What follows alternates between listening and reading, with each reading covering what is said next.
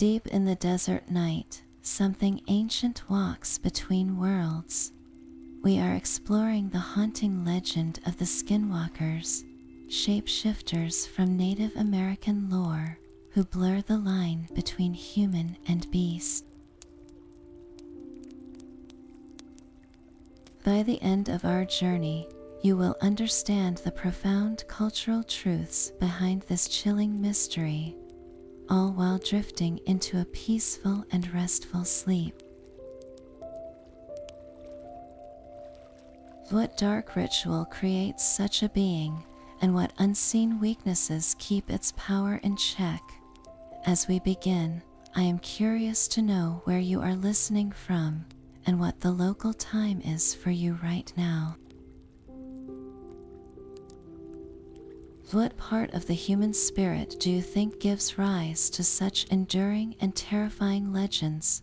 A skinwalker is not merely a monster from a campfire tale. It represents something far more unsettling, a human who has crossed a sacred line.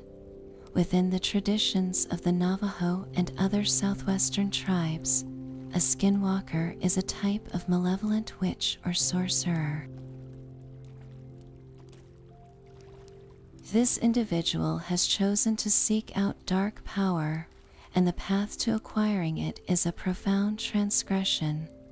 To become a skinwalker, one must willingly perform a forbidden act, a deed so terrible it shatters the most fundamental human bonds. The most common belief is that this requires the murder of a close family member. This ultimate betrayal is the price for the power to transform. This shape-shifting is not a blessing or a natural talent. It is a curse, a direct result of intentions twisted toward harm. The skinwalker uses this hard-won, dreadful ability to transform into, possess, or simply disguise itself as an animal. It does not seek the noble spirit of the wolf or the wise gaze of the owl. Instead, it covets their forms for mischief and malevolence. You might see a lone wolf moving with an unnatural, almost intelligent gait. A coyote might watch you from a distance, its eyes holding a strange and knowing glint. A bear could seem to move with a purpose that feels entirely out of place in the wilderness. Owls are frequently associated with these beings, their silent flight and haunting calls making them perfect vessels for a watcher in the dark. Even the common crow, a clever and adaptable creature, can become a mask for something far more sinister.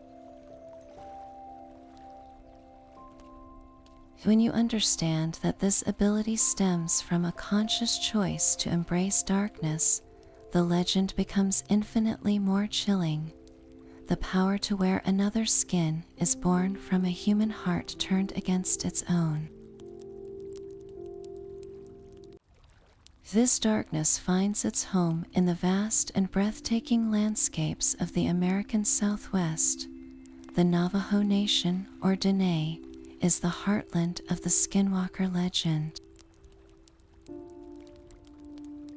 Here, the land itself tells a story of ancient power.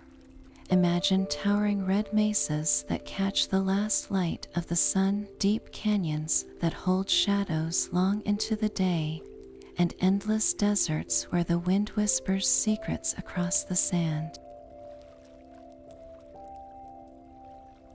This is a place of stark beauty and profound isolation, where a single light on a distant plateau can feel like the only sign of life for miles. In such an environment, the line between the natural world and the supernatural world feels incredibly thin. The rustle of dry scrub oak or the sudden scurry of a kangaroo rat in the night takes on a new meaning. the darkness here is not empty. It is alive with possibility, and some of those possibilities are deeply unsettling. For the Navajo people, maintaining Haja, a state of harmony, balance, and beauty, is a central principle of life. Every aspect of existence, from daily routines to spiritual practices, is intended to preserve this delicate balance. Actions and thoughts that create disorder, illness, or discord are seen as moving away from this beautiful path. Witchcraft, known as anti-Nyai, represents the ultimate rejection of Haja.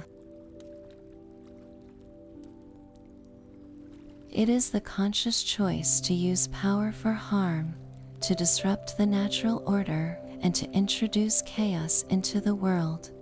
The Skinwalker is the most feared embodiment of this dark path.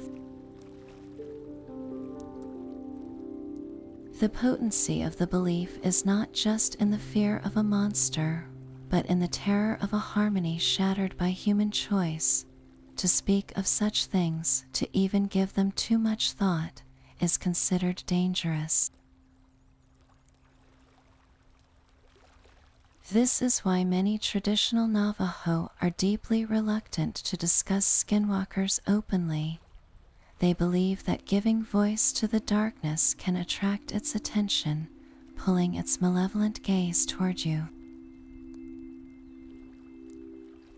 The legend is not a simple ghost story.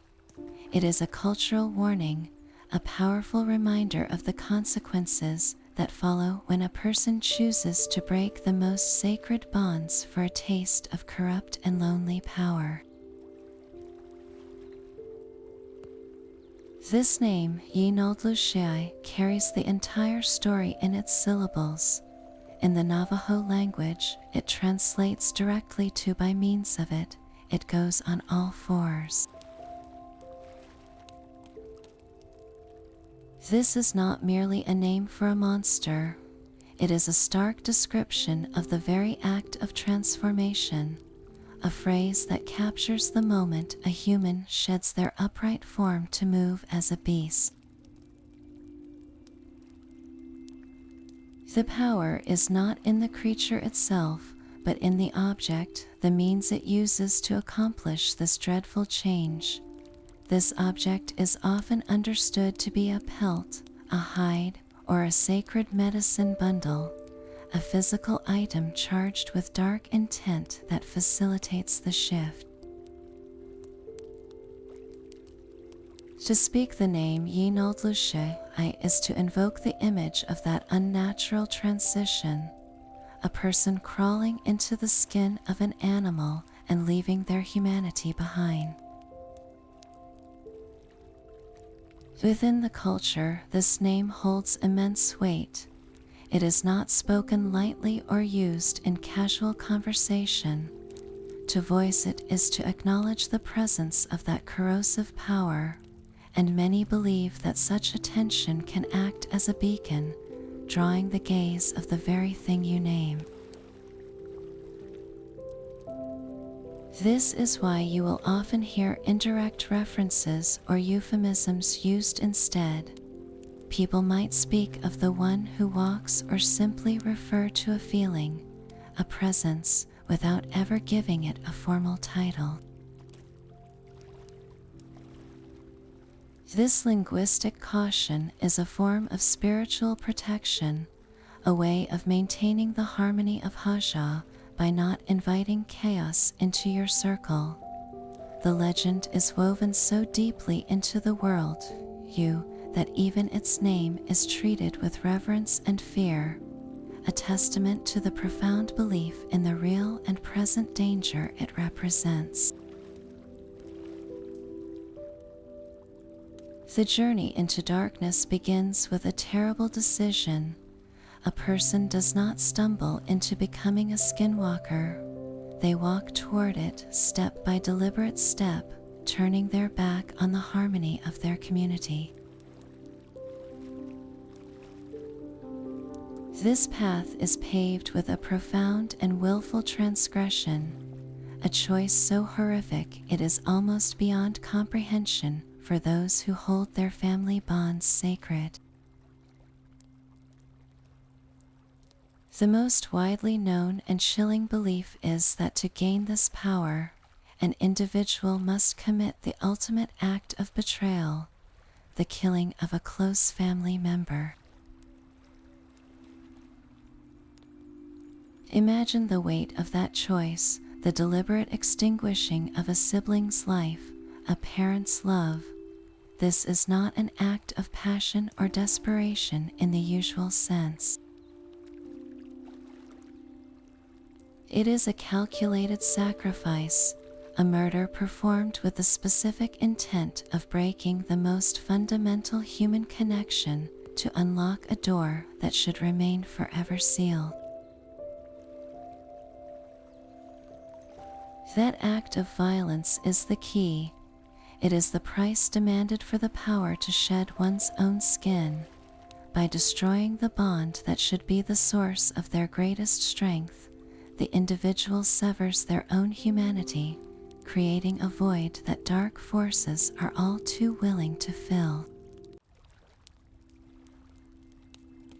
This is the terrible transformation. It is a ritual of self-corruption, a conscious embrace of a power that feeds on sorrow and chaos. This dark path stands in absolute opposition to the role of the medicine man or healer within the community. A healer walks a path of light, dedicating their life to understanding the delicate balance of the world. They seek knowledge to mend, to cure, and to restore Haja.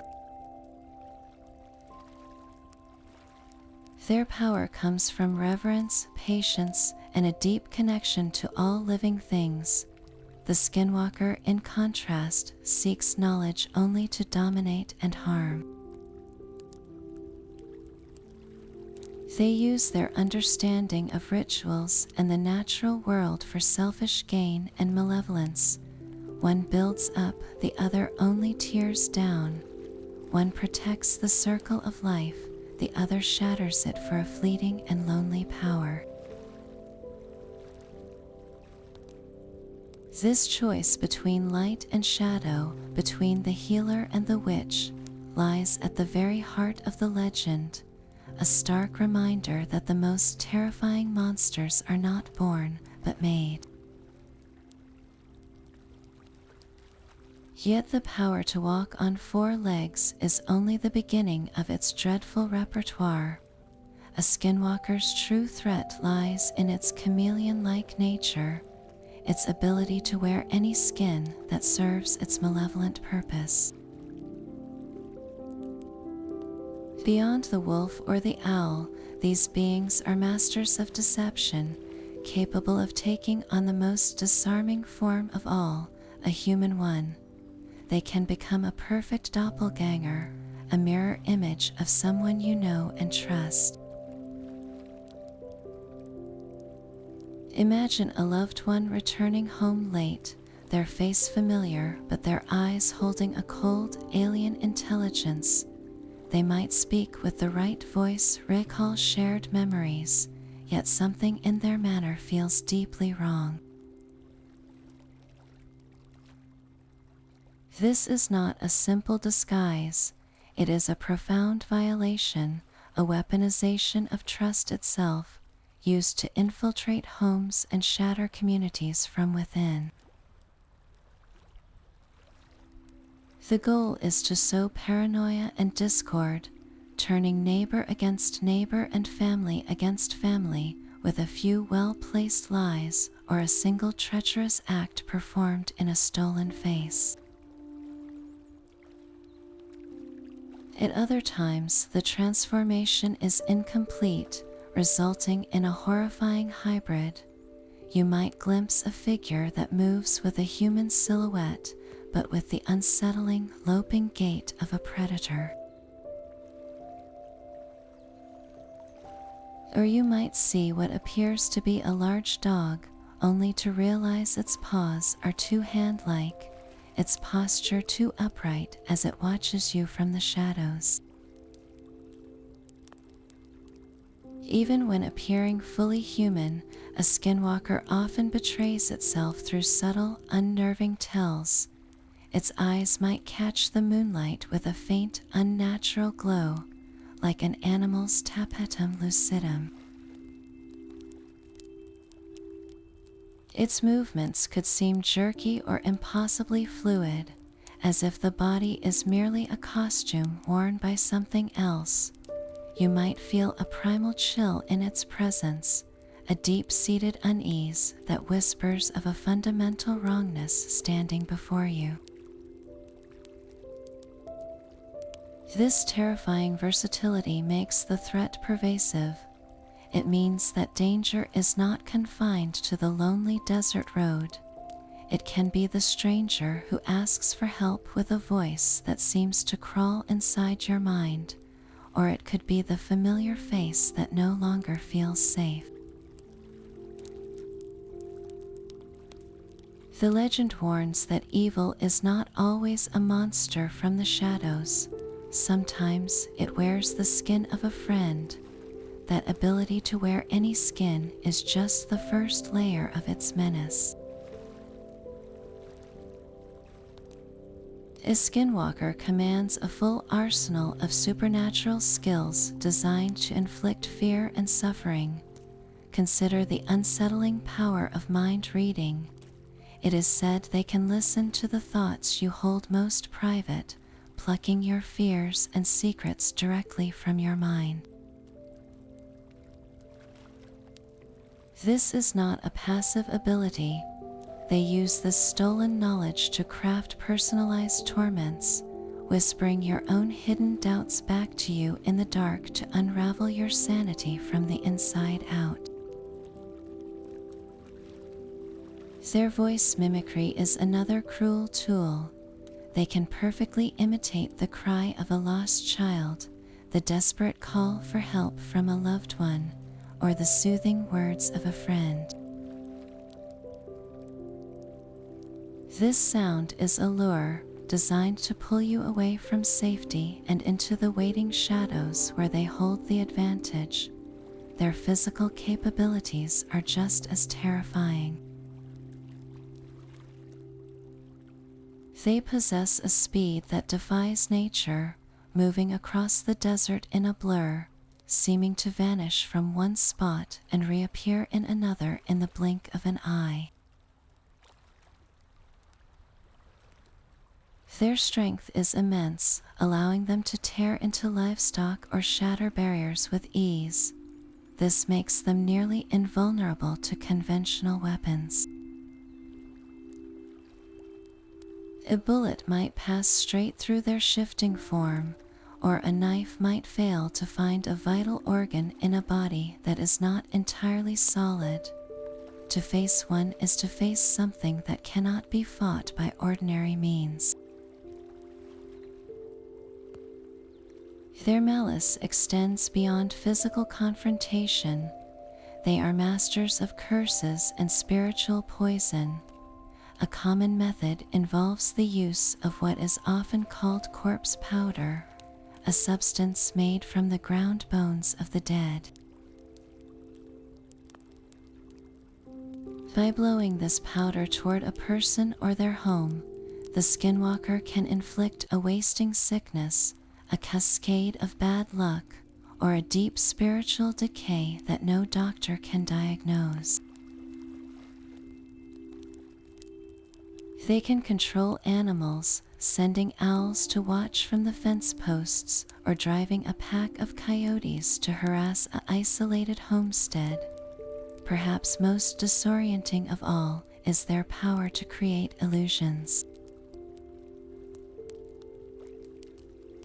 They can make you see things that are not there, like a welcoming fire in the distance that leads you deeper into the wilderness, or hide things that are, making a well-trodden path suddenly disappear. This combination of abilities makes the Skinwalker a truly formidable antagonist, a being that attacks on every possible front: physical, mental, and spiritual. Yet for all their dreadful power, these beings are not without vulnerabilities. The very darkness they embrace creates chinks in their supernatural armor, weaknesses that offer a glimmer of hope to those who know the old ways. The most potent of these vulnerabilities lies in a simple, fundamental truth. Every Skinwalker was once a person. This human origin is their greatest secret and their most profound weakness. It is believed that if you can discover and speak their true, original human name aloud, the effect is catastrophic for them. To hear that name is to be forcibly reminded of the humanity they willingly destroyed. The spoken word carries immense power, and in that moment of recognition, their magical protections can shatter. The transformation might be broken, leaving them exposed and vulnerable. Some stories even suggest that speaking the name directly to them can cause physical pain, a searing backlash from the dark power they carry. This is why they guard their past identities so fiercely, hiding behind stolen skins and manufactured fear. Other traditional defenses are rooted in the natural world, substances that represent purity and protection. White ash, specifically ash from a juniper tree, is considered highly effective. Sprinkling a line of this pure white powder across a doorway or around a home is said to create a barrier the Skinwalker cannot or will not cross. It acts as a spiritual repellent, a line of defense drawn from the earth itself. Certain sacred herbs used in traditional healing and blessing ceremonies also hold power against them. The smoke from a healing ritual intended to cleanse and restore harmony can drive a Skinwalker away, as it represents the very balance they seek to destroy. Ultimately, the most reliable shield is not a physical object, but a spiritual state. The power of a true medicine person, a Hatalei who walks in beauty and healing, is a formidable counter to the Skinwalker's corruption. Their prayers, their songs, and their ceremonies reinforce Haja, strengthening the web of harmony that the witch tries to tear apart. A person who lives a good life, who maintains strong and positive relationships with their family and community, is also thought to be less vulnerable. The Skinwalker preys on isolation, fear, and discord. A heart filled with courage and a spirit anchored in goodness is a difficult target for their malevolent magic. These limitations create a crucial balance in the lore. They confirm that no matter how terrifying the darkness becomes, it is never absolute. There are always ancient rules, and light, in its many forms, can always find a way to push back. The desert highway stretches out like a black ribbon under a blanket of stars, a place where a single set of headlights can feel like the last beacon in the world. It is here, in the profound isolation between towns, that one of the most persistent stories unfolds. A driver is making their way home, the hum of the engine the only sound, when a shape emerges from the scrubland beside the road. At first, it might look like a large dog or a coyote, but its movements are all wrong. It keeps perfect pace with the vehicle, no matter how fast the driver accelerates, its loping gait impossibly fluid and sustained. The animal does not look away. Its eyes, reflecting the headlights, hold a steady, intelligent gaze that seems to look directly through the glass into the person inside. It is not merely running, it is hunting, and the car is its prey. This is not a fleeting glimpse. The pursuit can continue for miles, a silent, terrifying escort that only ends when the driver, heart pounding, finally sees the distant lights of their destination, and the creature melts back into the night as suddenly as it appeared. Another common thread in these tales is the voice from the dark. Imagine walking from your car to your front door on a quiet night. The air is still, and then you hear it. Your mother's voice, filled with urgency, calls your name from the edge of the property, or it is the sound of a child sobbing just beyond the circle of light from your porch. The tone is perfect, the inflection exactly right, pulling at your heartstrings with an irresistible force, yet something feels deeply wrong.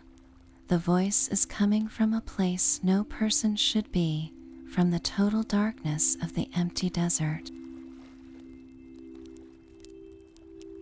That is the trap. The instinct to run toward the sound to help a loved one in distress is overwhelming. But the stories warn that to follow that voice is to walk directly into a waiting ambush. The sound is a weapon crafted from your own mind, a lure designed to bypass your logic and appeal directly to your most powerful emotions. Then there are the signs left behind, the evidence discovered in the cold light of morning. A rancher might go out to tend to his livestock and find a single set of enormous, distorted paw prints circling the house. The tracks are too large to be from any natural wolf, and their pattern is strange, as if the creature paused and stood still for a long time, watching the windows. Other times, animals behave erratically for no apparent reason. A family dog might whimper and refuse to go outside after dark, its fur bristling at a seemingly empty yard. The livestock are sometimes found dead, not from a natural predator's attack, but mutilated in a way that suggests something beyond a mere animal's hunger. These are the subtle, lingering warnings. They are not a direct confrontation, but a message. They tell you that you have been seen, that your home has been marked, and that the boundary between the wild and your world has been crossed. These stories, passed down and shared in hushed tones, do more than just frighten. They transform the legend from an abstract myth into a tangible presence. They take the vast, unknowable power of the Skinwalker and ground it in the soil of everyday life. The fear is no longer just of a monster, but of a specific sound in the night, a particular shape in the rearview mirror, an unexplained track in the sand. It is the chilling realization that the ancient darkness of the legend does not stay in the distant past or the deep wilderness. It walks the same roads we do, and it knows our names. The fear of a human form twisted into something else echoes far beyond the red mesas of the Navajo Nation. This dread is a thread woven through the spiritual fabric of many Native American cultures, each with its own name and nuance for the shapeshifter who walks in darkness. To the south, the Yukon people of the Southwest speak of a similar being, a witch who uses animal skins to transform and bring harm. While the core idea of malevolent transformation is shared, the path to becoming such a being can differ. In some traditions, the unforgivable act is not always the killing of a relative, but could involve other profound taboos, like disturbing sacred burial grounds or consorting with vengeful spirits. The motivation, however, remains rooted in a familiar human failing, the hunger for power at any cost, turning the individual against the well-being of their own community. Across the Great Plains, other tribes tell of terrifying trickster figures who possess shape-shifting abilities. Unlike the Skinwalker, whose primary drive is often pure malevolence, these beings might be driven by a more chaotic, immoral nature. They could change form to play cruel pranks, to test human character, or to punish those who break social rules. Their transformations are not always born from a single horrific ritual, but might be an innate part of their chaotic identity. What truly sets the Navajo Skinwalker apart is its profound cultural context. The legend is inseparable from the Dene concept of Haja, the universal balance and beauty that is the goal of a good life. The Skinwalker is not just a monster, it is the ultimate embodiment of its opposite, chaos, disorder, and the willful rejection of harmony. This is why the taboo against speaking of it is so strong, and why its power is believed to be drawn from such a personal, intimate act of betrayal.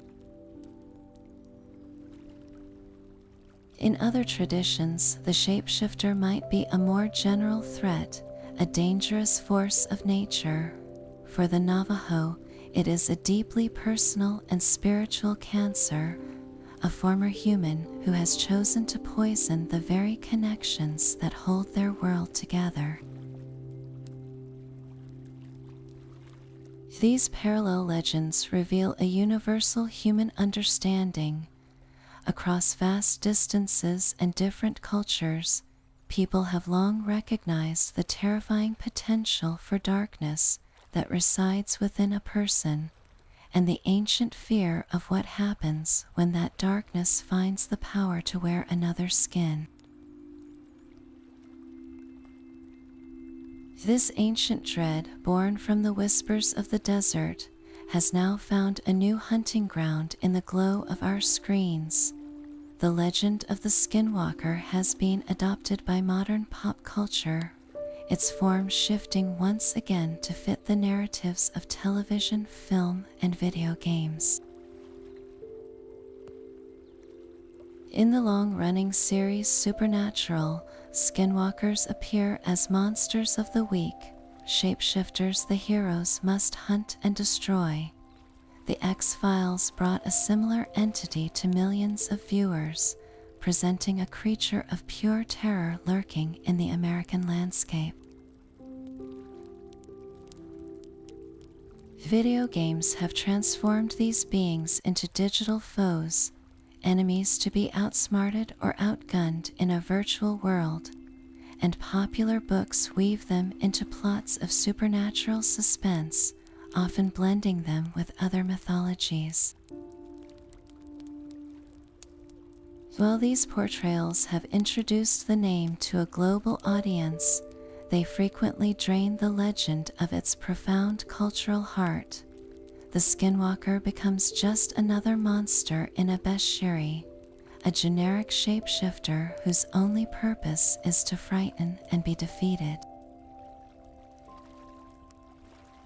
The deep-seated context of Haja, the spiritual balance, the terrible personal choice, and the intimate community betrayal are often lost.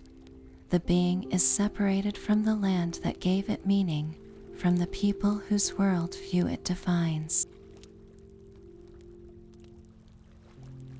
This simplification turns a complex cultural warning into a simple jump scare.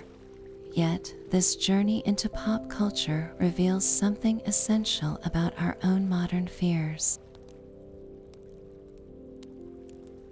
We may no longer fear the specific curse of corpse powder, but we understand the terror of a loved one whose eyes hold a stranger's gaze.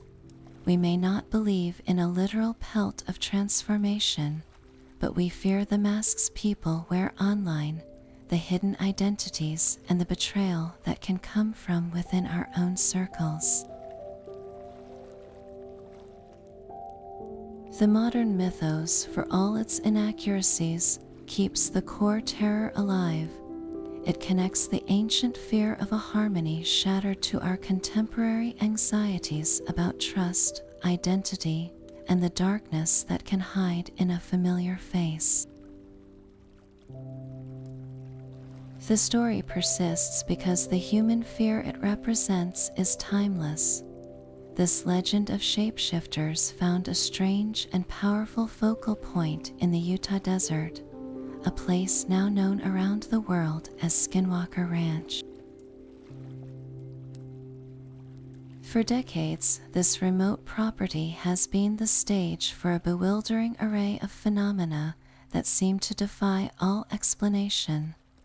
The modern story begins with the Sherman family, who purchased the ranch in the 1990s hoping for a quiet life. Instead, they were plunged into a waking nightmare. They reported seeing massive wolf-like creatures that were seemingly immune to bullets, phantom animals, including a giant dog that vanished into thin air, roamed their property. Their children were terrorized by invisible entities that whispered their names and tugged at their clothes in the dead of night. The family witnessed orbs of light dancing in the sky and hovering just above the ground, performing maneuvers that no known aircraft could achieve. The stress became so unbearable that they eventually abandoned their home, fleeing from the relentless and inexplicable torment. Their accounts were so compelling that they attracted the attention of billionaire Robert Bigelow, founder of the aerospace company Bigelow Aerospace. Intrigued by the potential for a scientific breakthrough, Bigelow purchased the ranch and launched a full-scale, clandestine investigation. For years, his team of scientists and security personnel documented a bizarre catalog of events under the banner of the Advanced Aerospace Threat Identification Program. The phenomena they recorded went far beyond simple ghost stories. Researchers experienced intense poltergeist activity, with objects moving on their own and powerful, rancid smells manifesting from nowhere. Equipment would fail without reason, and batteries were drained of power in an instant. Witnesses described seeing portals or rips in the fabric of reality, shimmering windows in the air through which strange creatures would peer before vanishing. Perhaps most chilling were the unexplained physical effects on the people involved. Some investigators suffered from strange illnesses, vivid nightmares, and a pervasive sense of being watched by an intelligent, hostile presence. The sheer variety of the activity is what makes Skinwalker Ranch so unique and so deeply unsettling. It is as if the land itself is a stage, and the phenomena are the actors, capable of changing their roles at will. One day it might be a classic UAP sighting, a silent black triangle hovering over a mesa. The next, it could be the classic terror of the Skinwalker legend, a distorted animal form stalking the perimeter. This fusion of high-tech mystery and ancient folklore creates a uniquely potent kind of fear. It suggests that the lines we draw between different types of the unknown are entirely artificial. The legend of the Skinwalker, born from a belief in spiritual corruption, now shares its name with a place where the very laws of physics appear to break down. This connection forces a profound question. Is the ranch a magnet for every form of strangeness, or does its reputation act as a canvas upon which our deepest fears can be projected and amplified? But what if the greatest trick of the Skinwalker is its ability to hide within the natural workings of our own minds? The vast, silent desert is a perfect canvas for our deepest fears to paint upon. When we enter that landscape already carrying the weight of the legend, our brains can become powerful collaborators in the creation of a monster. This is the power of suggestion, a psychological phenomenon where what we expect to see directly influences what we actually perceive. If you are driving a lonely road at night, heart already pounding from the stories you have heard, your mind is primed for a threat. A shadow moving in the periphery is no longer just a bush swaying in the wind. It becomes a crouching form.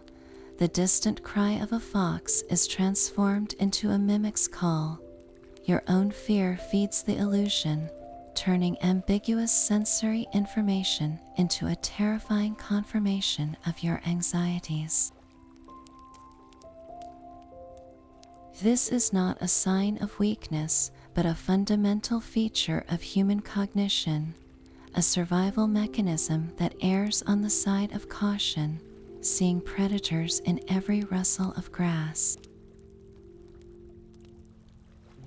This tendency is amplified by another mental shortcut known as pareidolia. This is our brain's innate habit of imposing meaningful patterns onto random stimuli. We see the face of a man in the craters of the moon, or a dragon in the shape of a cloud. In the deep desert dark, this instinct runs wild. The gnarled, twisted form of a juniper tree becomes a hunched figure watching you pass. The complex interplay of shadow and moonlight on a rock formation resolves into a distorted, bestial face. Your mind, seeking order in chaos, assembles these random shapes and sounds into the very monster you fear most, completing the picture the legend started.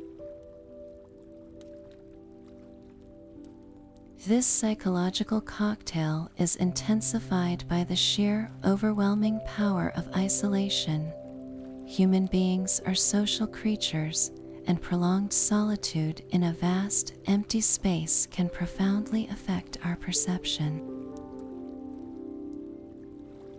The silence itself can become a pressure, and the mind, deprived of its normal stimuli, begins to generate its own.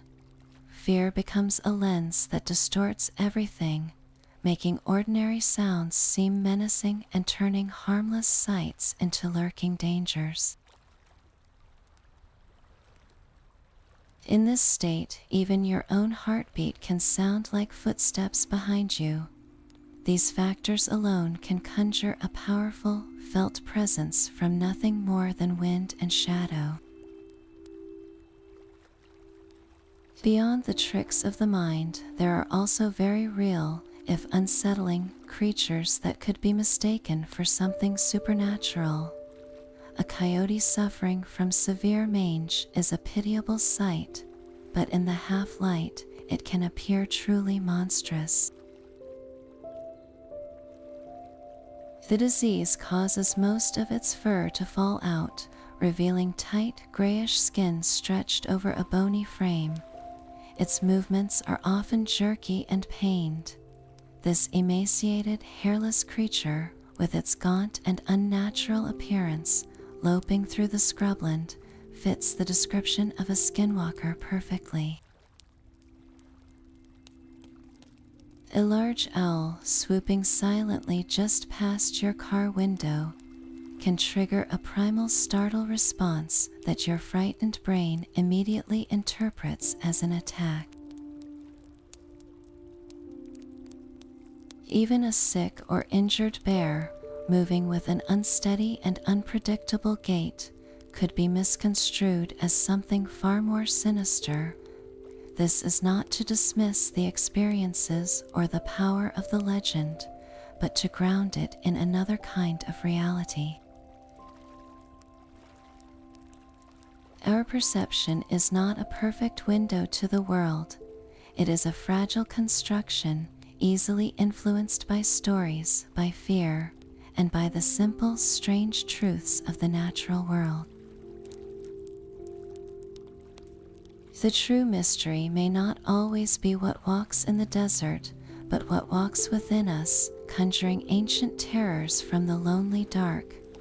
There is a profound reason for that silence, a protective boundary woven from respect and a deep understanding of danger.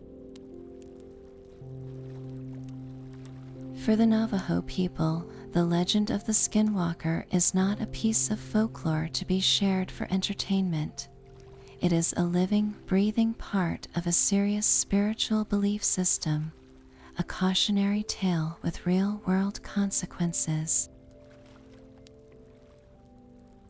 To treat this belief as merely a spooky campfire story is to commit an act of cultural appropriation, stripping it of its sacred context and profound meaning. This is not simply about being politically correct. It is about understanding that some stories are not just stories. They are cultural property, imbued with a power that demands reverence. When outsiders treat these beliefs as a source of thrilling chills, they reduce a complex spiritual framework to a simple monster myth. They take something deeply sacred and turn it into a commodity, a plot device for a movie or a topic for a sensational online video. This act of taking without understanding erodes the very fabric of the culture it steals from, disrespecting generations of tradition and the people who live by it.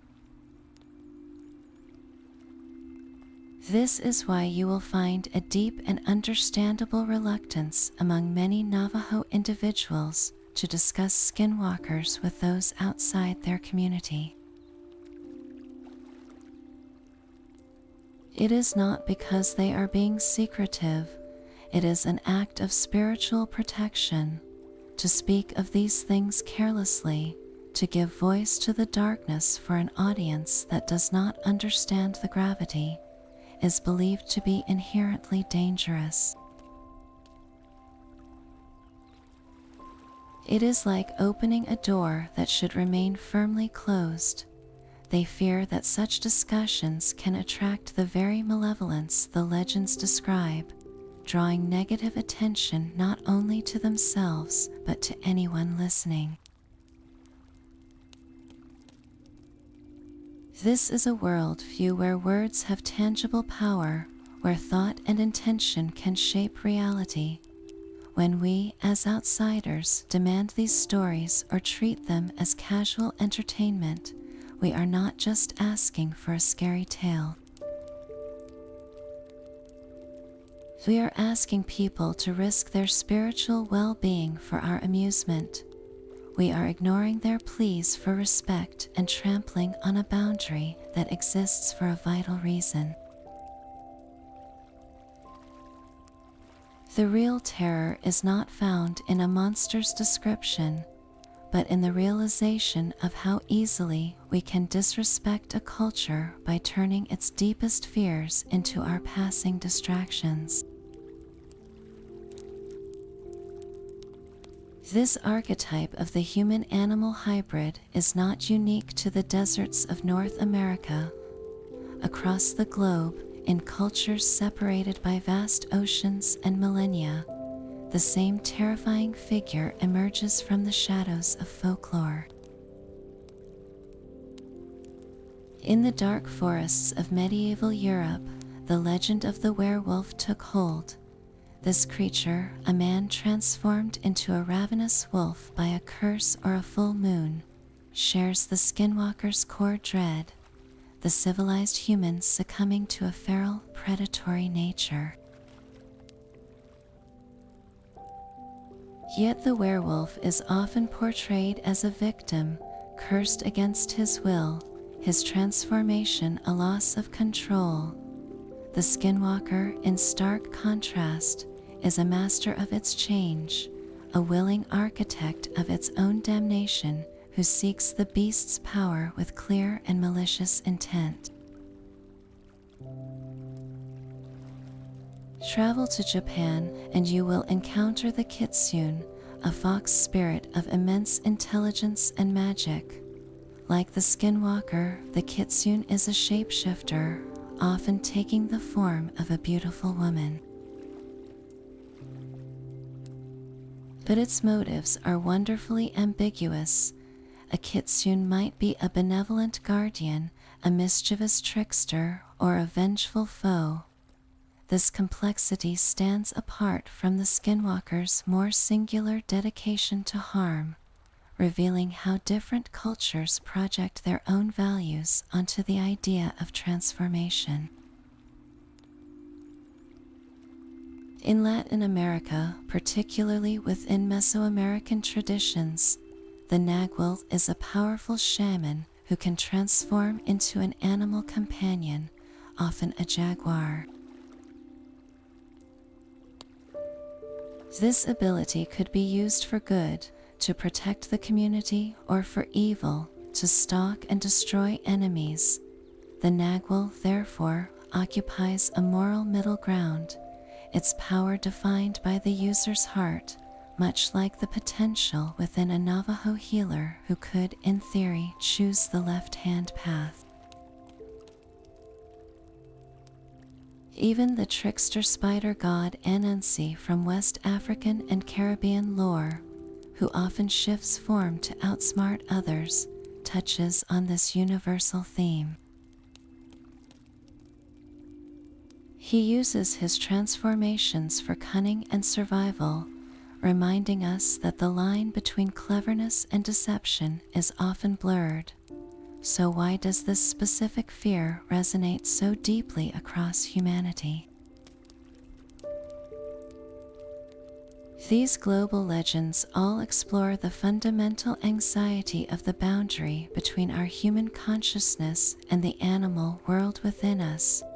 They ask what we might become if we unleashed the primal instincts we work so hard to suppress. They are cautionary tales about the price of power, whether it is the werewolf's curse of uncontrollable rage, the kitsune's potential for chaotic mischief, or the skinwalker's requirement of a soul-shattering betrayal. Each culture dresses its shapeshifter in the pelts of its own local predators, reflecting the specific dangers of its environment, from the European wolf to the Mesoamerican jaguar.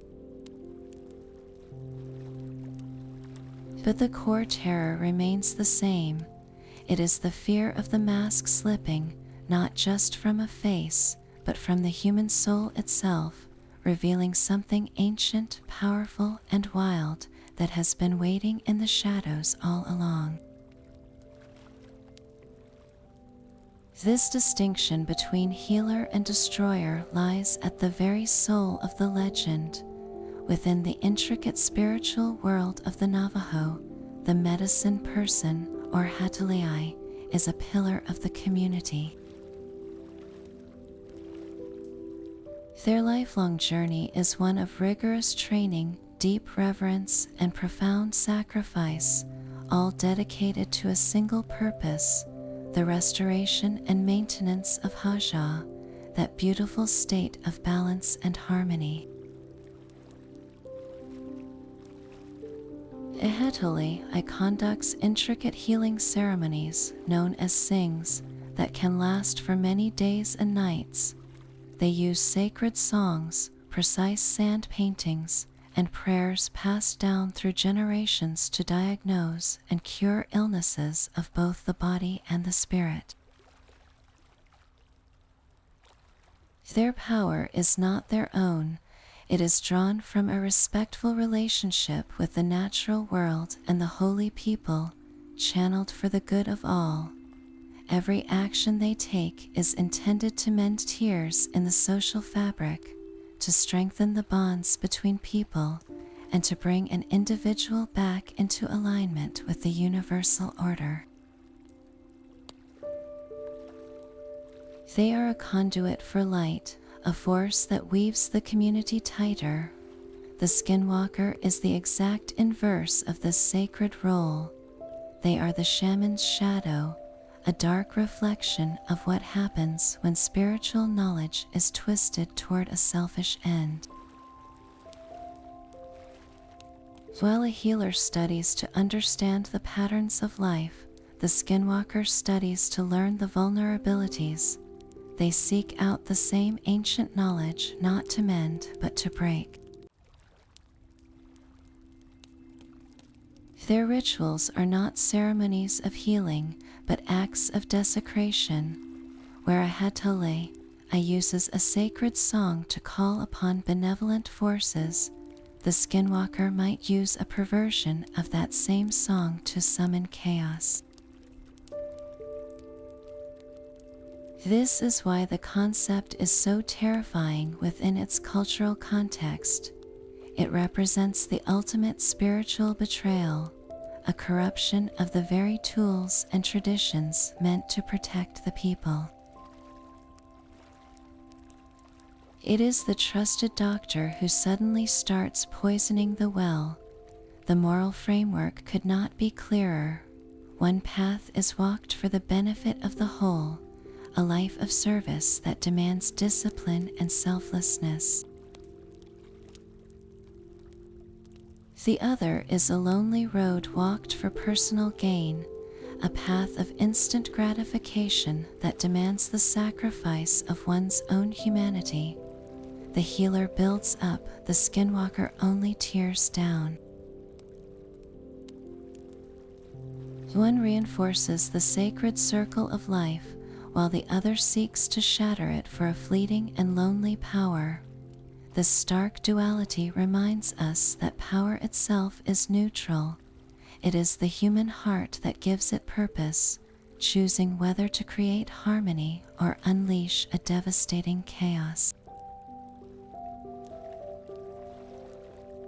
That same power which gives a name its dangerous weight can also be turned into a shield.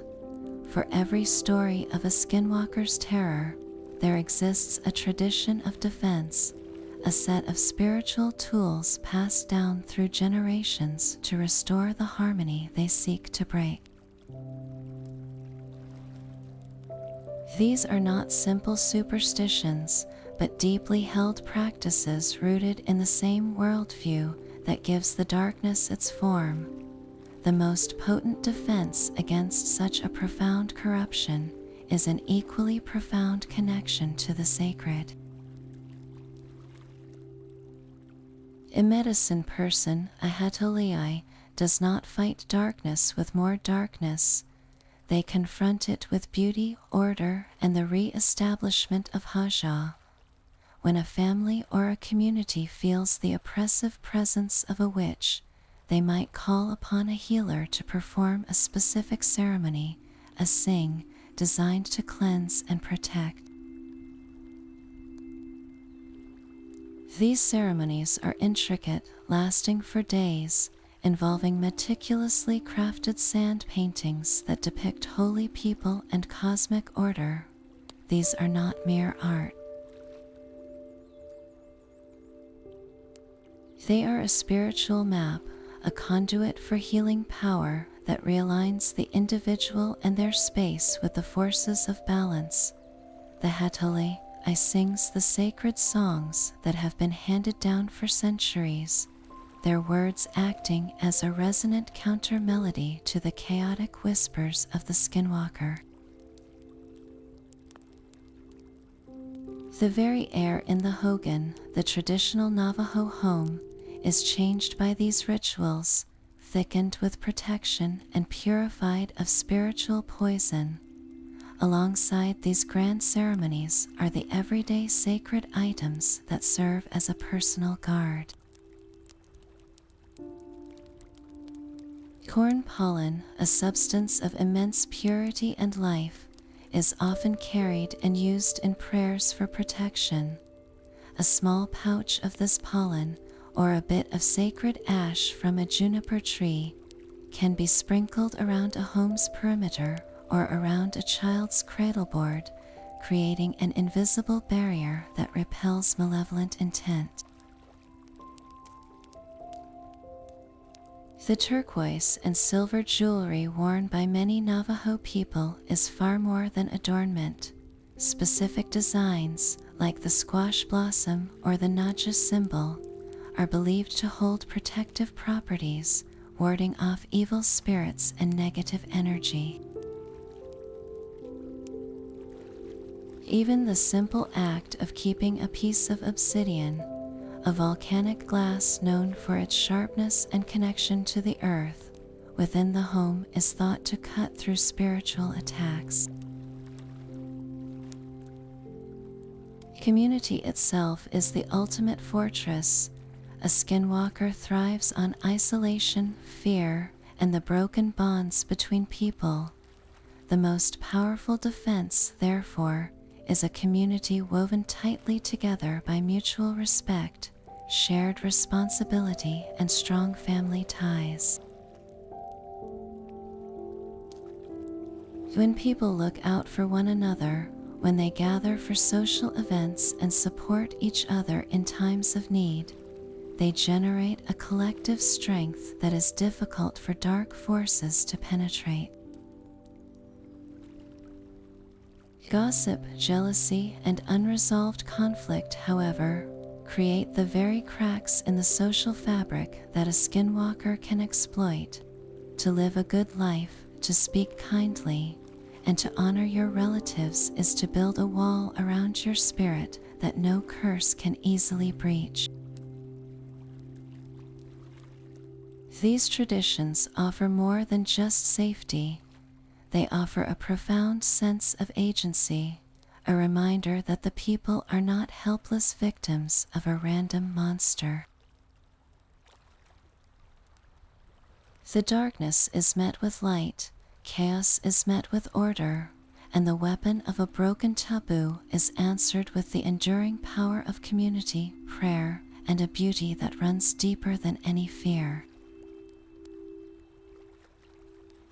The legend of the Skinwalker is a mirror held up to our deepest collective fears, reflecting anxieties that live within every human community. This figure embodies the primal terror of the other, the stranger whose intentions are unknowable and whose very existence threatens our safety.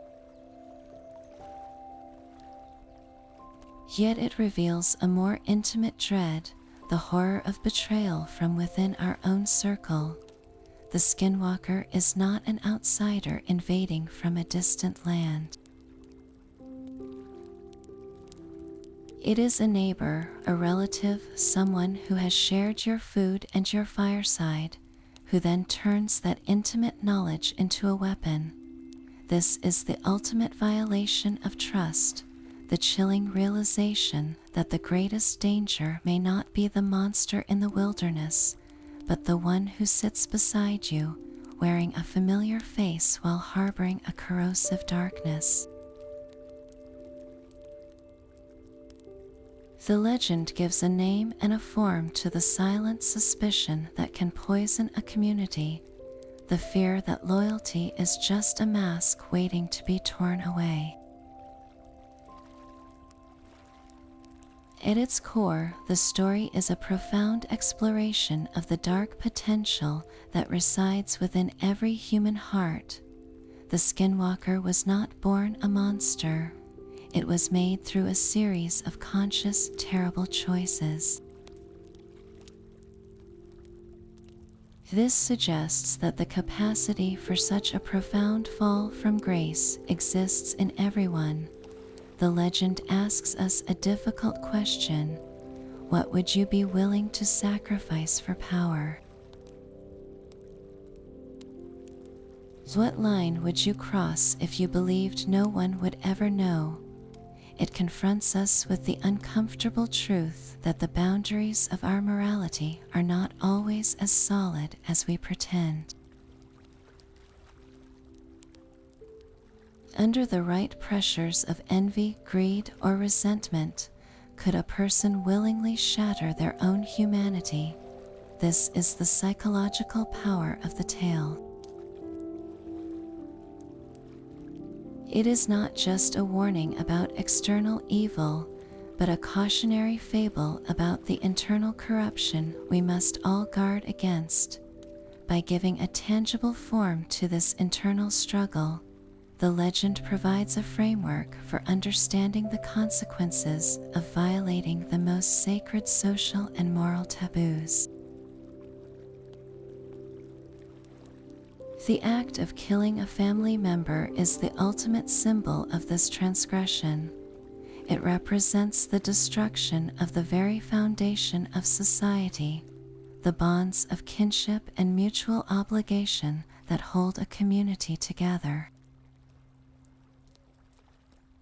Choosing to do so for personal gain is the final step into a spiritual void.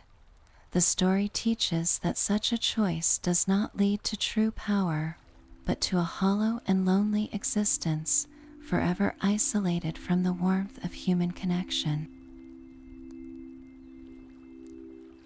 The Skinwalker is a prisoner of its own choices, cursed to walk the periphery, always watching the community it can never rejoin. It is a powerful reminder that the pursuit of power at the expense of others ultimately consumes the seeker, leaving behind only a shell of the person they once were, forever defined by the beauty and harmony they chose to destroy. The true danger of a Skinwalker is not the chase or the chilling voice in the night. It is the invisible poison it leaves behind, a spiritual residue known as Soothe. This is not a simple ghostly presence. Soothe is a form of profound contamination, a pollutant of the soul that clings to a person, a home, or even the land itself after an encounter. The Skinwalker acts as a walking source of this corruption, its very existence a rejection of the harmony of Haja. To come into contact with one is to be exposed to a spiritual sickness that can manifest as a sudden, unexplainable illness, a relentless string of misfortune, or a deep, pervasive sense of despair that settles over a family. This pollution disrupts the natural order, creating cracks in the foundation of a person's life through which chaos can freely pour. The physical threat is fleeting, but the spiritual consequences can linger for years, weakening the immune system, fraying relationships and attracting further negative energy. An entire community can feel the effects if the contamination is not addressed, as the imbalance ripples outward, touching everyone connected to the afflicted person. Restoring balance after such a violation requires more than just locking the doors at night. It demands a powerful, deliberate response through ancient ceremonies performed by a knowledgeable Hathalii. These are not quick blessings. A full enemy way ceremony, for instance, is a complex, multi-day ritual designed to cleanse a person who has been exposed to the violence and chaos of an outside enemy, including a skinwalker. The ceremony involves specific songs, prayers, and the creation of sacred sand paintings that serve as spiritual blueprints for healing. Every element is meticulously chosen to counteract the specific nature of the contamination, to symbolically eject the invasive darkness and reseal the spiritual boundaries of the individual. The Hathalii does not fight the darkness with force, but overwhelms it with beauty, order, and the concentrated power of tradition. The goal is to remind the person's spirit of its proper place in the universe, washing away the toxic residue of fear and restoring their connection to the protective web of life. This process is a profound testament to the belief that spiritual wounds are as real as physical ones, and that healing them is essential for survival. The legend, therefore, is a stark lesson in cause and effect on a cosmic scale. It teaches that an act of pure malevolence does not just harm its immediate target. It sends a shockwave through the spiritual ecosystem, and the cost of cleansing that pollution is a solemn, community-wide effort. The true weight of the Skinwalker's evil is measured not in the fear it creates in a single night, but in the immense, sacred work required to mend the tear it leaves in the world. The most chilling sound in the desert night is not a howl, but a whisper. It begins with a whistle, a sharp, piercing note that seems to come from everywhere and nowhere at once. This is not the cheerful sound of a person calling their dog. It is a signal, cold and deliberate, cutting through the wind. In the lore, this whistle is the Skinwalker's way of marking its territory, or perhaps of announcing its presence to its prey. It is a sound that feels deeply out of place in the natural symphony of the wild, an artificial note that raises the hairs on your neck. Following that whistle, the true mimicry begins. The creature can perfectly replicate the voice of someone you love. Imagine sitting on your porch, listening to the crickets when you hear your child's voice, clear as day, calling for help from the darkness beyond the fence. Or you might be walking to your car and hear your spouse's voice, laced with panic, shouting your name from a nearby arroyo. The tone is flawless, the inflection exact, a perfect copy designed to bypass all logic and trigger a primal protective instinct. To hear your own name called from an empty landscape is considered one of the most dire omens. It means you have been singled out.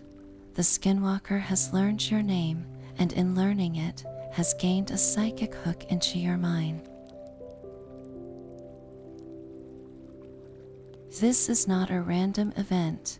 It is a targeted attack, a manipulation of your deepest emotional bonds. The compulsion to run toward that voice to help the person you believe is in trouble can be overwhelming. But the stories warn that this is the trap. To follow the sound is to walk away from safety and into a waiting ambush. The voice will always lead you further from help, deeper into the isolation where the Skinwalker holds all the power. This auditory illusion is so potent because it weaponizes your own heart against you.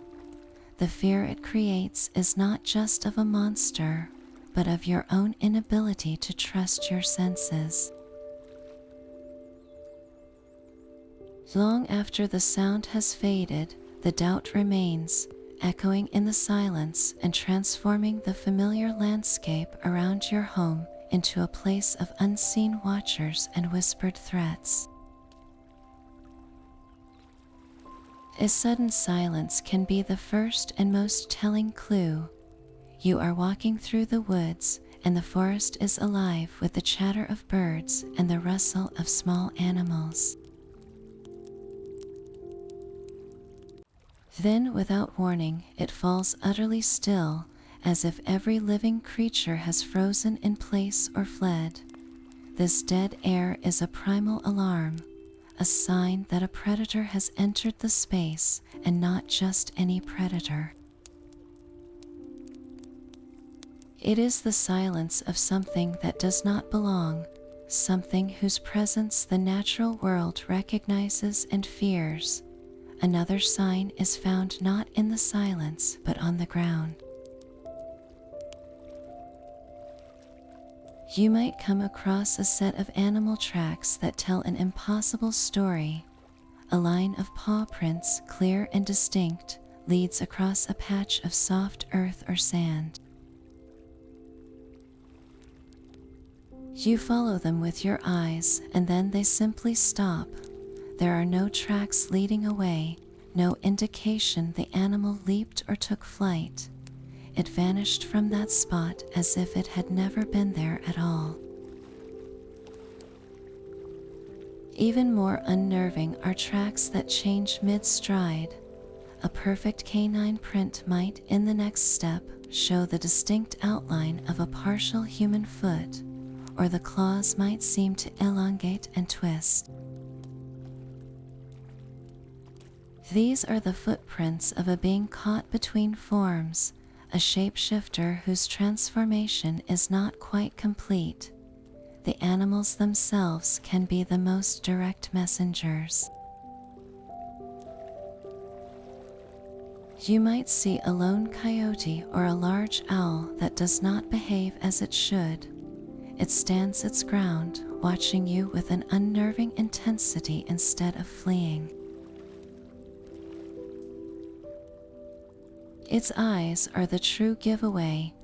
They hold a human-like intelligence, a knowing glint that feels out of place in an animal's face.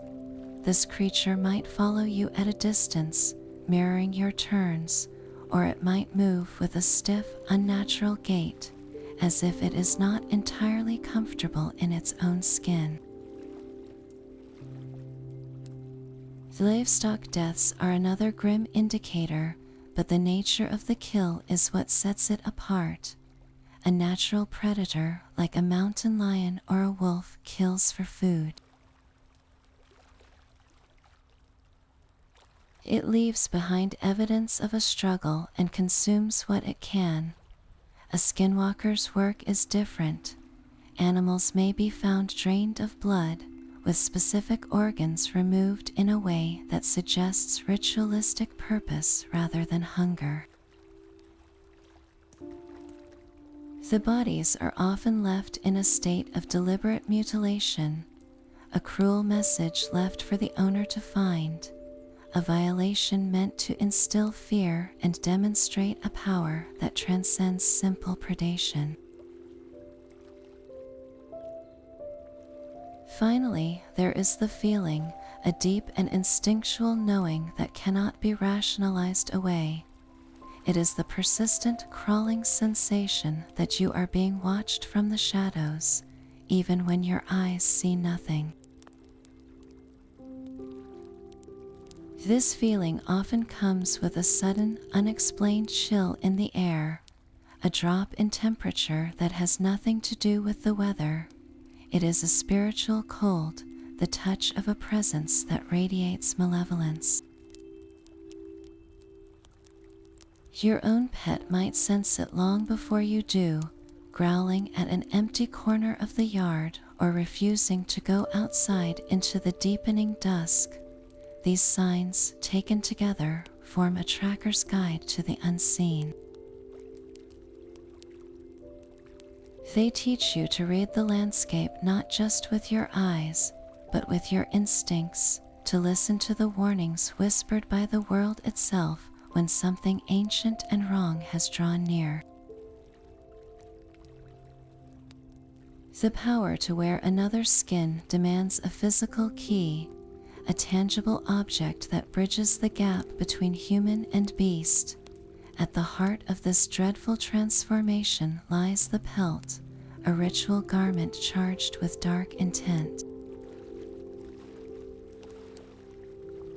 A skinwalker does not simply will themselves into a new form.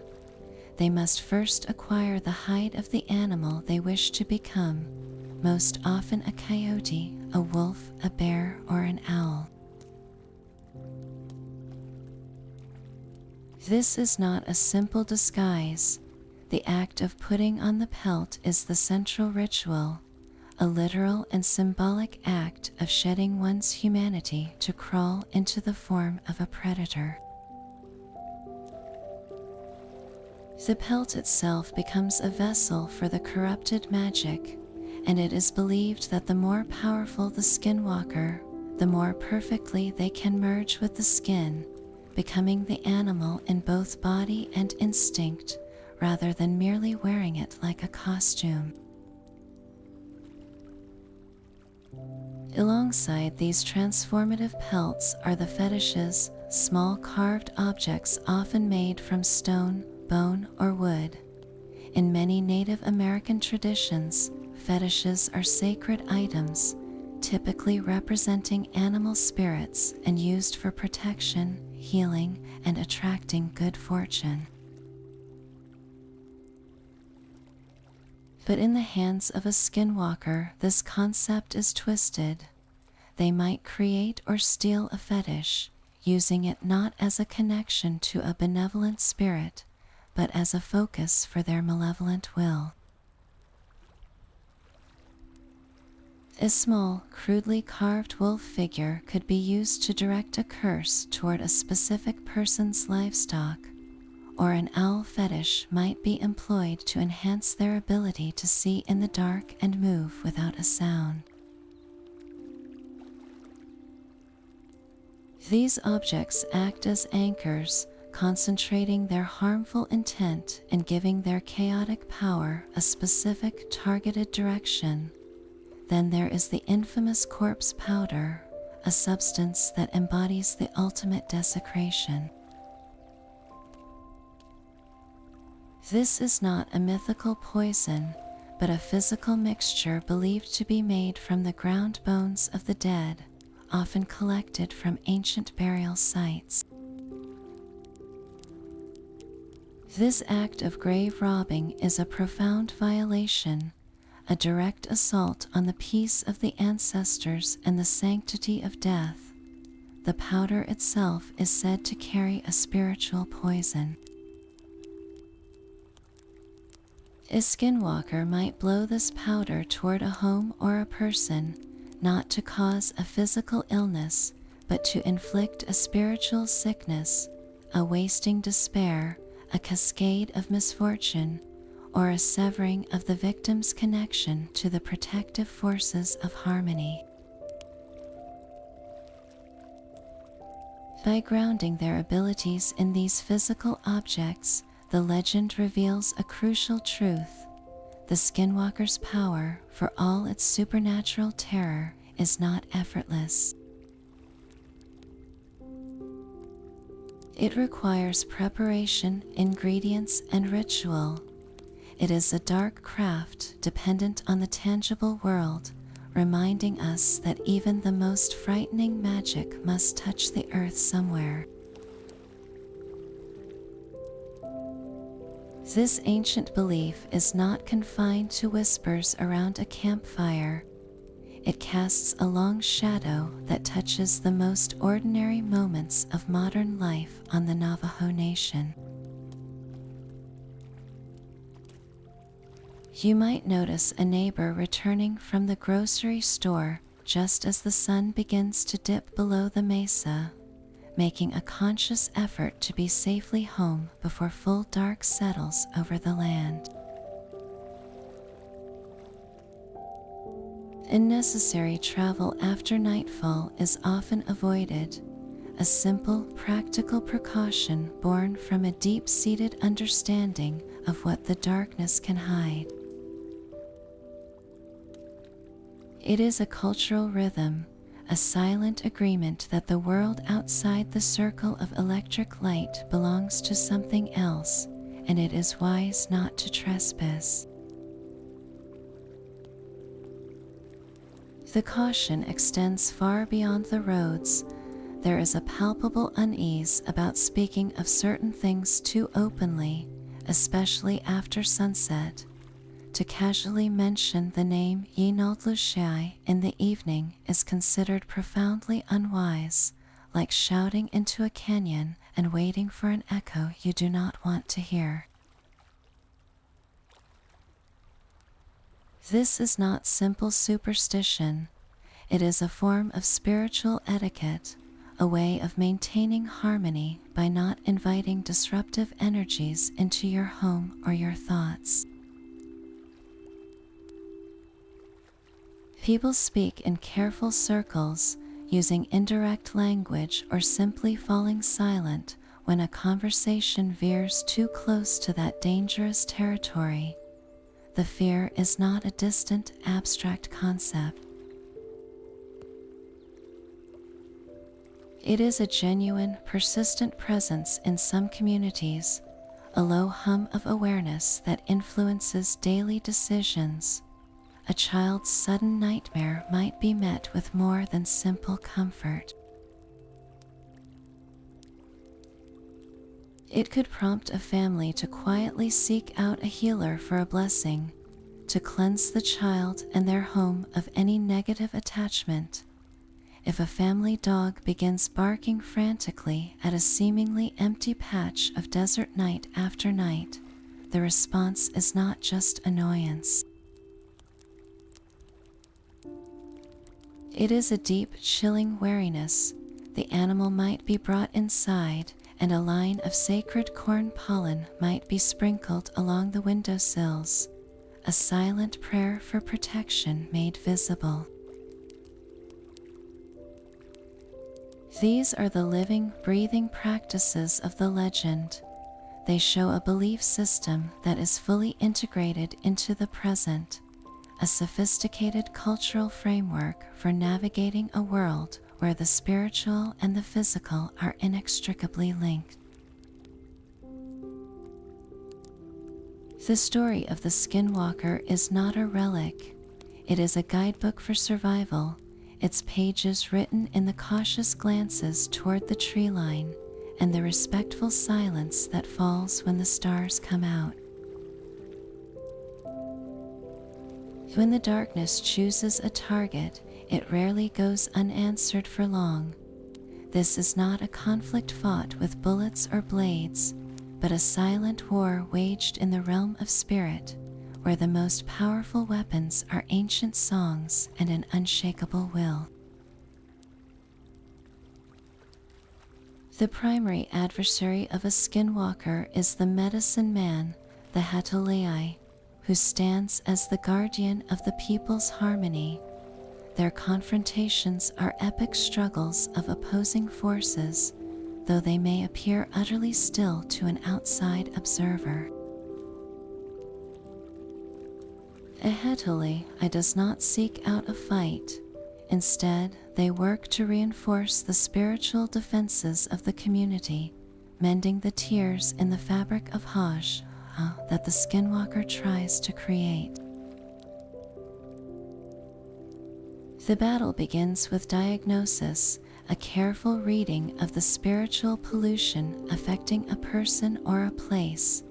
The healer then crafts a counter ritual, a ceremony so precise and powerful it can turn the malevolent energy back on its source. Imagine a quiet hogan at night, lit only by the embers of a sacred fire. Inside, the Hatalii chants, his voice a steady river of sound against the chaotic whispers trying to penetrate the walls. He sprinkles corn pollen, creating a barrier of pure intention. With every prayer, he is not just protecting one home, he is actively pushing against the presence that seeks to invade it, his concentrated harmony acting like a shield that grows stronger with each passing moment. The Skinwalker, feeling its influence wane, might redouble its efforts, creating louder disturbances or stronger illusions, but a truly skilled medicine man can withstand the assault, his spiritual fortitude an unbreakable wall. There are even tales of these battles concluding with the dark power recoiling so violently that the Skinwalker itself is injured or driven far away, its own corruption used against it. This struggle can also turn inward, pitting Skinwalker against Skinwalker. In a world governed by selfish ambition and jealousy, these beings are not allies. They are rivals competing for influence, resources, or simply the thrill of domination. Their conflicts are just as spiritual, but devoid of the healing purpose that guides the Hatalii. One might curse another's family or livestock, seeking to weaken a competitor. They might engage in duels of illusion, each trying to terrify or disorient the other, their battles playing out in the minds of their foes. A community might become an unwitting battlefield for two such entities, caught in the crossfire of their malicious games. These internal conflicts reveal the ultimate emptiness of the path they have chosen. Their power does not bring fellowship or peace, only a perpetual state of paranoia and conflict, where even their own kind cannot be trusted.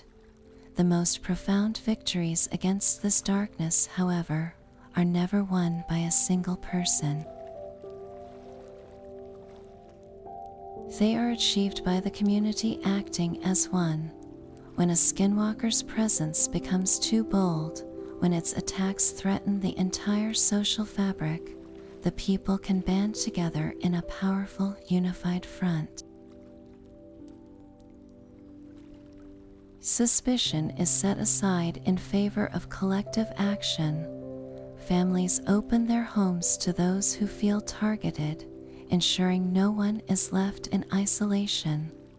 Elders share their knowledge, piecing together signs and patterns to understand the threat. The community collectively supports a Hatalii, providing him with the strength and resources to perform the most potent cleansing ceremonies. In some stories, this communal resolve leads to the identification of the Skinwalker itself. Through careful observation and shared information, the human behind the monstrous acts is revealed. The process is not one of violent mob justice, but of spiritual and social excommunication. The individual is confronted with the collective knowledge of their deeds and is cast out, shunned by the very bonds they sought to destroy. This act of unified rejection is itself a powerful ritual. It severs the witches' connection to the community, the source of much of their power to sow discord, to be rendered invisible, to be made a non-person in the world you once knew, is a punishment that strikes at the very heart of a skinwalker's existence.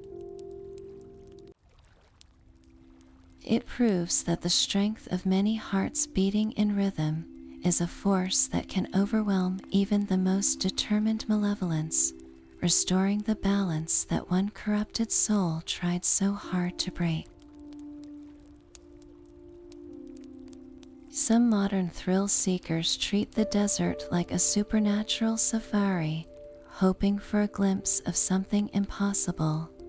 This desire to hunt for skinwalkers is not just disrespectful, it is a profound and dangerous misunderstanding of the very nature of this legend. These are not cryptids to be tracked or spectacles to be recorded. They are dangerous spiritual entities born from human choices that shattered the most sacred bonds. To actively seek them out is to misunderstand them completely. You are not pursuing a physical creature you can outsmart or overpower. You are inviting a corrosive spiritual presence into your life, one that specializes in psychological torment and thrives on the fear of the arrogant. Think of it as willingly walking into a field of invisible radiation. You might not see the poison, but you will certainly feel its effects in the sickness, the misfortune, and the deep unease that could follow you home. The legends are very clear. The attention you give them is the very thing that draws their gaze. By embarking on a hunt, you are essentially shouting your name into the darkness, making yourself a clear and willing target. This is not a game. The tools you would bring, a camera or a flashlight, are useless against something that attacks your mind, mimics your loved ones, and sows chaos in your wake. From a standpoint of cultural respect, this behavior is a deep violation. For the Navajo people, these beliefs are a solemn and serious part of their spiritual reality, not a source of entertainment. To treat their deepest cultural fears as a thrill ride is the height of disrespect, reducing a sacred and terrifying part of their worldview to a tourist attraction. It ignores the pleas of an entire culture to leave this particular darkness alone. The true wisdom passed down through generations is not in the chase, but in the quiet understanding of when to look away, when to stay inside, and when to let the ancient things in the desert keep their secrets. Your curiosity is not worth the price of attracting a malice that has no regard for your bravery, only your vulnerability. This legend endures because it gives a name and a face to fears that live deep within the human spirit. We are afraid of the dark forest, but we are terrified of the darkness that might live next door. The Skinwalker is not a monster from a distant land.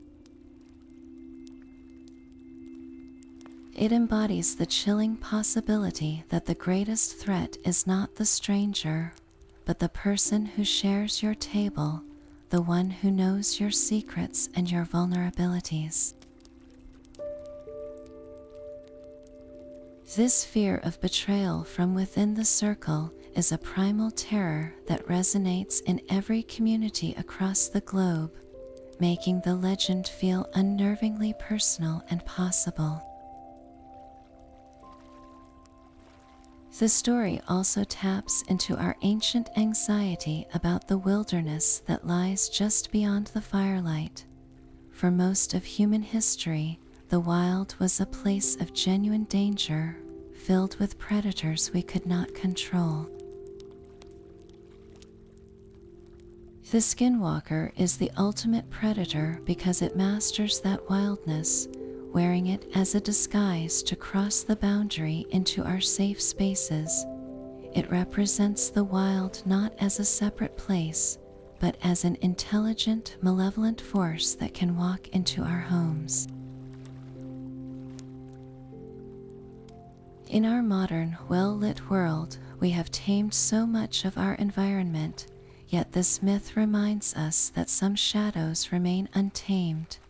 It speaks to a lingering, subconscious understanding that our control is an illusion, and that the ancient rules of the wild still apply in the silence between our cities. Ultimately, the Skinwalker's power comes from its reflection of our own inner darkness. Every human understands the capacity for jealousy, greed, or rage. The legend asks us what we might become if we ever gave those dark impulses absolute control. It is a cautionary tale about the price of power and the fragility of our own morality. This is why the story feels so timeless. It is not about a monster we can escape. It is about a part of ourselves we must always guard, a warning whispered on the desert wind that the most terrifying transformation begins not with a pelt, but with a choice. The whispers of these beings cling to the land itself, tied to specific mesas and canyons with a reputation that spans generations.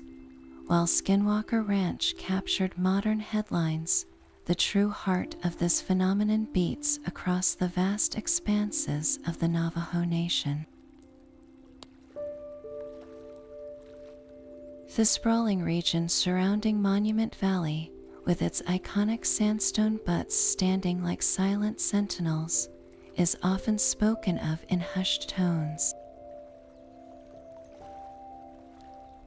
Here, the deep, winding canyons that slice through the desert are not just geological features. They are seen as ancient pathways, places where the veil between worlds is thin, and where a traveler might glimpse something moving with a purpose that is not entirely animal.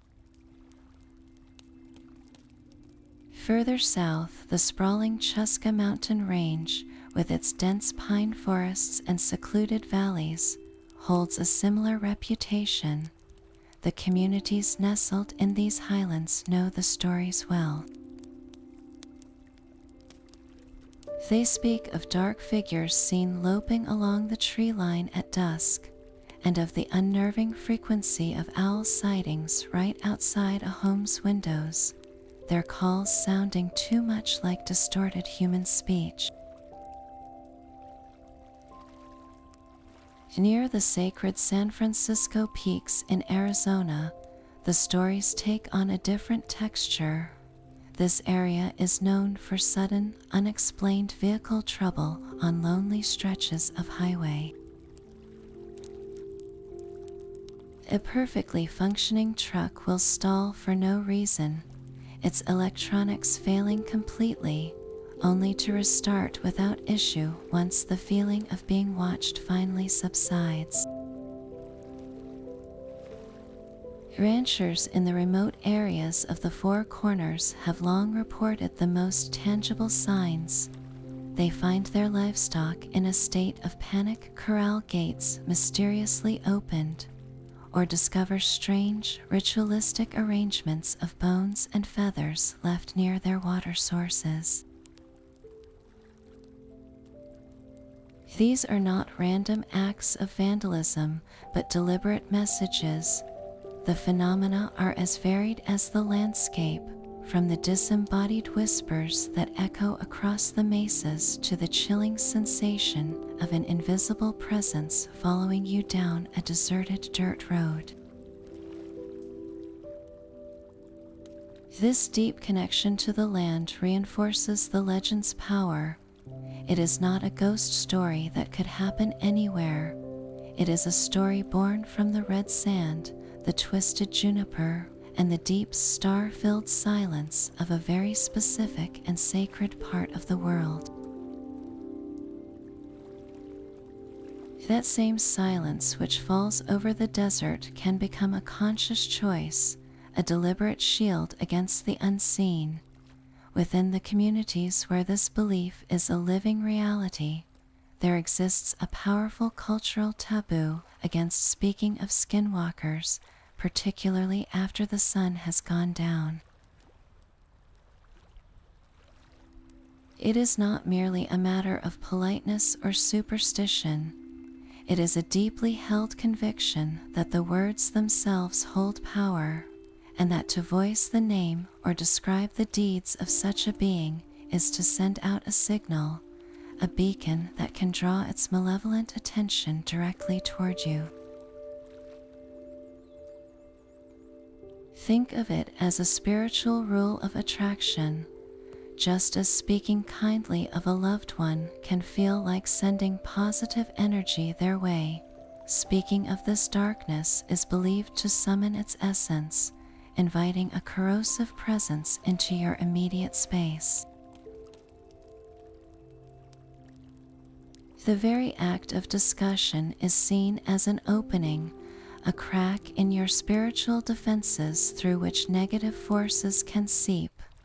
This is why you will often hear people refer to them indirectly, using cautious euphemisms like the one who walks, or simply alluding to a feeling of being watched. They are engaging in a form of linguistic safety, communicating the idea without invoking the specific, dangerous power attached to the true name, Yinald Lushai. This practice teaches a profound lesson about the nature of knowledge itself. It suggests that some truths are not meant to be handled carelessly, that certain doors, once opened, cannot be easily closed. In a world saturated with information, where every mystery is probed and every secret is shared, this tradition stands as a stark reminder that some mysteries are best left undisturbed, not out of ignorance, but out of wisdom. The silence, therefore, is not empty. It is filled with intention. It is an active practice of protection, a communal agreement to not feed the darkness with the fuel of our attention. It reinforces the idea that respect for this legend is not just about understanding it intellectually, but about engaging with it on its own terms, recognizing that the most powerful response to an ancient fear can sometimes be a respectful and very deliberate quiet. A young man was driving home to his family's ranch on the edge of the res. The two-lane highway was empty, the only light coming from his own headlights carving a tunnel through the immense desert dark. His radio had been fading in and out for miles until it finally surrendered to a soft, persistent static. That was the first sign. Then a shape detached itself from the scrubland, keeping perfect pace with his truck. It was large, built like a wolf, but moving with a stiff, almost mechanical lope that seemed to ignore the rough terrain. He pressed the accelerator, his heart hammering against his ribs.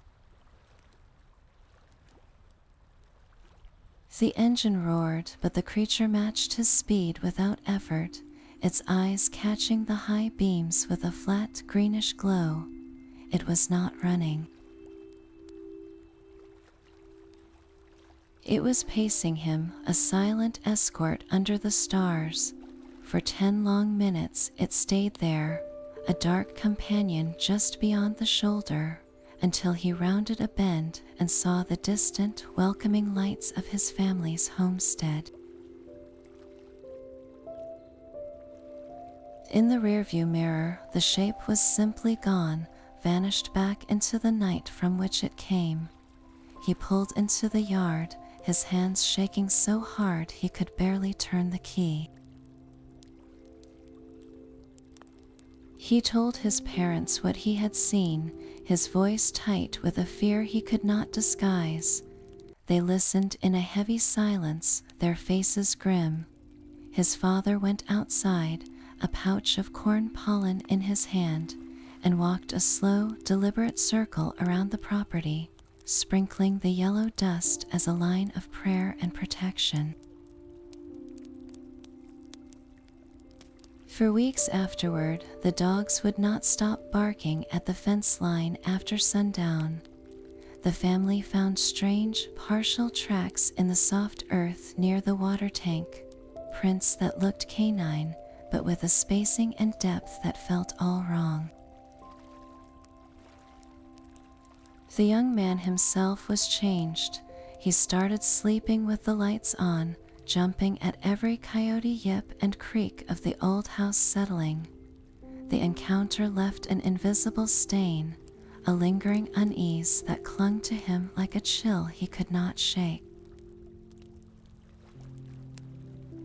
This is the true power of the legend. It is not just the sight of the thing itself, but the silence that follows, the profound understanding that a line has been crossed, and the ancient rules of the desert have been invoked. The desert wind carries ancient whispers, a lullaby of shadows and stars. Our journey into the heart of the Skinwalker legend now drifts toward its quiet end, a gentle return from the realm of haunting mystery to the peace of your own safe space. These stories, born from the deep wisdom of the Navajo and other native cultures, are far more than simple tales of monsters. They are profound reflections on the human spirit, mirroring our timeless struggle between the light of harmony and the pull of a darker, more chaotic power. They remind us that the most enduring legends are those that speak to universal truths, to the fears of betrayal and the darkness that can reside within a familiar heart. Thank you for allowing me to guide you through this mysterious landscape, for listening with an open mind and a respectful heart. As you settle deeper into your rest, let the tension of the unknown simply melt away. Release the chilling images of shapeshifters and echoing voices back into the desert night from which they came. Close your eyes now and take a slow, deep breath. Feel the calm stillness surrounding you, a protective blanket under the vast and silent sky. Some stories are meant to be pondered but not held too tightly. They belong to the world of dreams, where they can drift like smoke on the wind, leaving your mind clear and your spirit at ease. You are safe, you are secure, and the night watches over you. Let sleep carry you away into gentle and restorative dreams. Sleep well.